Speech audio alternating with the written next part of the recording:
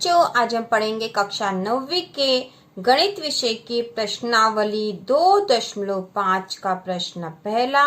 उपयुक्त सर्वसमीकरणों का प्रयोग करके निम्नलिखित गुणनफल ज्ञात कीजिए। है ना बच्चों, यहाँ हमें गुणनफल ज्ञात करना है और यहाँ पर ये लिख रखा है कि उपयुक्त सर्वसमीकरणों को प्रयोग करके। तो जो सर्वसमीकरण हैं वो हमने उसका एक वीडियो बना दिया है कि इस प्रश्नावली में आपको कौन कौन सी सर्वसमीकरण याद करनी है। वो इम्पोर्टेंट है बच्चों, आपको याद कर लेनी चाहिए। और यदि आपने याद कर ली हो तो हमें सवाल करें, है ना, या फिर आप इन सवालों को करते हुए साथ साथ में ही याद करते जाना, तो आपको याद हो जाएगी।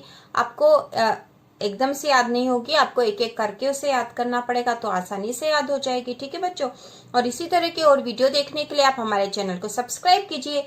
इसके साथ ही इस वीडियो पर गणित के साथ साथ सामाजिक विज्ञान और अंग्रेजी के भी सारे वीडियो उपलब्ध है बच्चों, तो आप जाके देख सकते हो।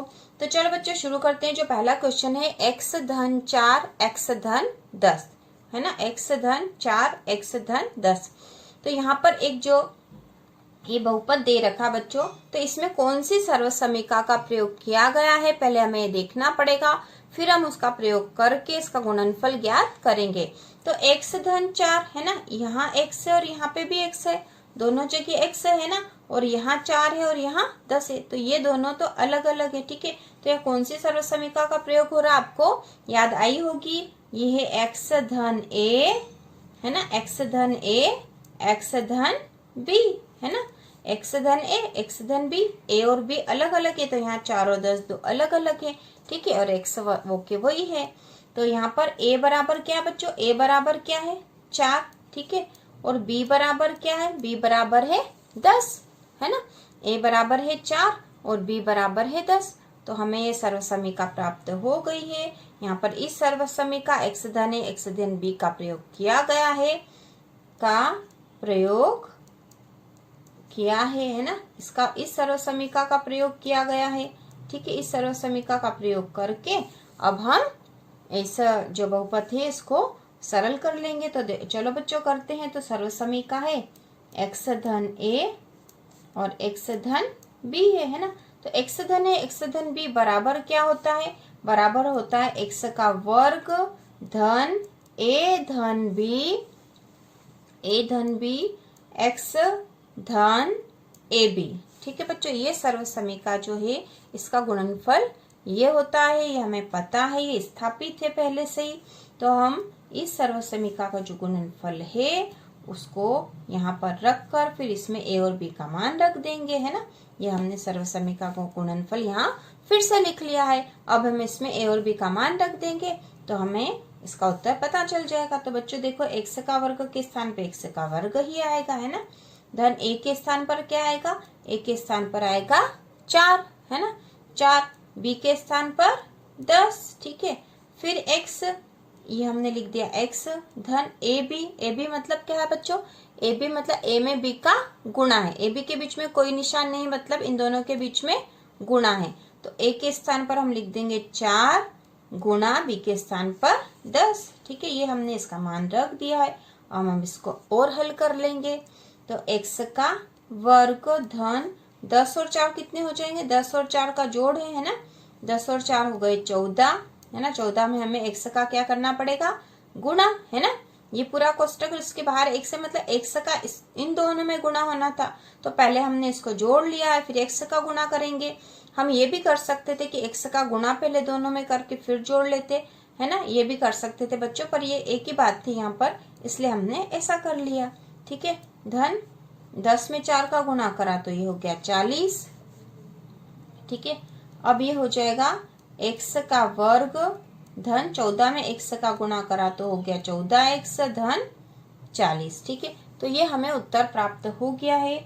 यह इस सर्वसमीकरण का गुणनफल जो है वो है x का वर्ग धन 14x धन 40, है ना। ये पहला वाला जो प्रश्न है उसका गुणनफल हमें प्राप्त हो गया है। अब हम करेंगे दूसरा।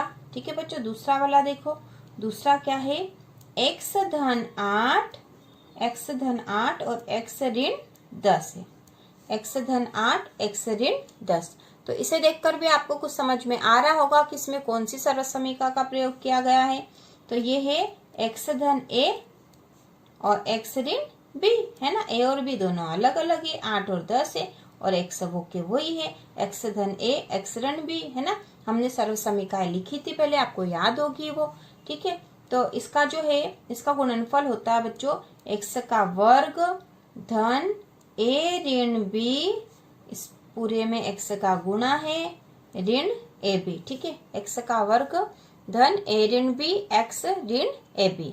तो हम यहाँ पर इस सर्व समीका का जो गुणनफल है उसको लिख के और फिर इसको हल कर लेंगे बच्चों, है ना। ये मैंने लिख दी यहाँ पे, ठीक है। इसमें मान रखना हमें, तो हमें पता है यहाँ पर, हमें पता है कि ए क्या है, ए बराबर क्या है बच्चों, इस सर्व समीका में ए बराबर क्या है। देखो एक्स धन है, एक्स ऋण भी लिखा, और यहाँ है एक्स धन 8 एक्स ऋण 10, ठीक है। तो ए बराबर क्या है बच्चों, ए बराबर है 8, है ना। और बी बराबर क्या है, बी बराबर है 10, है ना। ये हमने देख लिया कि ए और बी क्या है। अब हम इसके मान इसमें रख देंगे। तो एक्स का वर्ग के स्थान पर एक्स का वर्ग धन ए ऋण बी के स्थान पर क्या लिखेंगे, ए क्या है 8 ऋण बी क्या है 10, 8 ऋण 10 एक्स ऋण ए बी, ठीक है बच्चों। हमने ये लिख दिया। अब हम इसको और सरल कर लेंगे। तो देखो बच्चों एक्स का वर्ग तो होके वही है, एक्स का इन दोनों में गुणा होना था, है ना, ठीक है। या फिर ये पहले कोष्टक है तो पहले कोष्टक वाले को हल कर लेते, वो अच्छा रहता है ना। पहले कोष्टक वाले को हल कर लेते। 8 ऋण 10 है ना, 8 ऋण 10 है, मतलब 8 10 में से 8 घटाएंगे, है ना। और ये ऋण का है 10, तो बड़ी संख्या का निशान चिन्ह आएगा, ठीक है। तो 10 8 ऋण 10 का हल जो होगा, मतलब है ये ऋण का 10 है बच्चों और धन का 8 है। तो 10 में से 8 गए, 10 में से 8 गए तो क्या बचा 2, और चिन्ह आएगा बड़ी संख्या का, तो ऋण के 2 बचेंगे, है ना। बड़ी संख्या ऋण की है तो ऋण के 2 बचे यहाँ पर, ठीक है। ऋण के 2 बचे, इसे हमने कोष्टक में लिख दिया क्योंकि ऋण का यहाँ पे धन लगाया था हमने। एक्स ऋण ए बी के स्थान पर क्या लिखे 8 गुणा 10, है ना, क्योंकि ए तो 8 है और बी क्या है 10 है, तो ये हमने उसका मान रख दिया है, ठीक है। अब यहाँ पे क्या करेंगे, देखो बच्चों एक्स का वर्ग, अब ये धन का जो है ऋण में गुणा होगा, इन चिन्हों का गुणा होगा तो धन ऋण हो जाएगा ऋण, है ना। गुणा में धन ऋण क्या होता है, ऋण हो गया, ठीक है, ऋण हो गया। और इस एक्स का 2 में गुणा होना है तो ये हो जाएगा 2x, ये हो गया 2x, ठीक है। ऋण 10 का 8 में गुणा करा तो, या 8 का 10 में करा तो हो गया 80, है ना बच्चों। तो ये हमें दूसरे वाले का उत्तर प्राप्त हो गया है ना। दूसरे का उत्तर हो गया एक्स का वर्ग ऋण 2x ऋण 80, ठीक है। यहाँ पे हमने धन और ऋण का गुणा करा था, धन ऋण ऋण होता है बच्चों, और ये ऋण के 2 हुए थे, ऋण के 2 में एक्स का गुणा हुआ तो ऋण के 2x हो गए, ठीक है। हमने इन दोनों का अलग अलग नहीं करके एक साथ कर दिया था, आपको समझ में आ गया होगा। और ये इस दूसरे प्रश्न का उत्तर है एक्स का वर्ग ऋण 2x ऋण 80, ठीक है बच्चों। ये इसका गुणनफल हमें प्राप्त हो गया है।